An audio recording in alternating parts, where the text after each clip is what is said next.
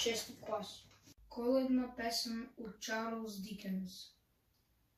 Всичко започна с това, че Марли беше мъртъв.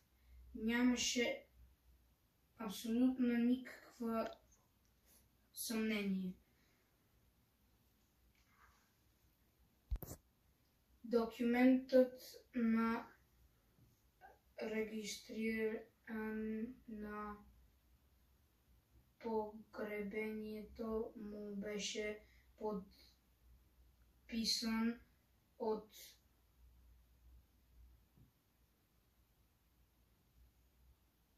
пастора, чиновник, собственик на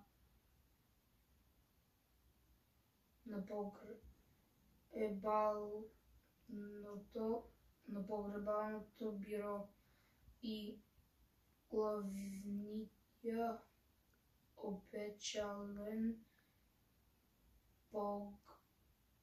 пописа го Скрудж.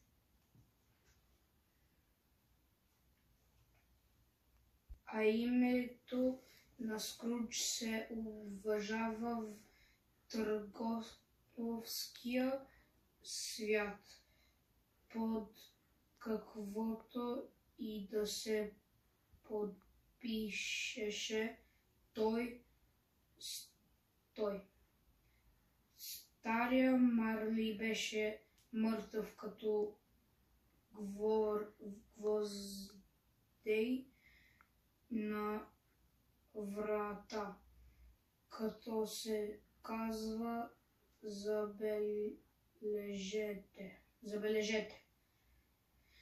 Не искам да кажа, че знам от собствен опит какво точно му е мъртвото на един гвоздей на врата. Лично аз съм склонен да приема, че един гвоздей на ковчег е най-мъртвото нещо в железаркия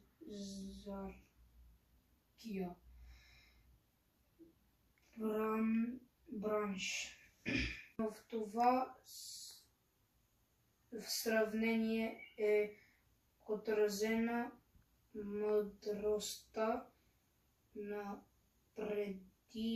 предците ни и негостойните му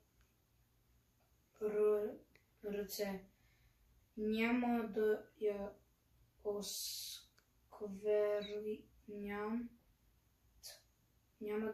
осквернят, иначе с страната ни е съвършено. Следователно ще ми позволите да повторя настойчиво, че Марли беше мъртъв като гвоздей и на врата. Тази книга сме я учили в 5-ти клас на английското училище, но ми е много различна на български, затова ще го прочета през ваканцията. Благодаря ви за вниманието.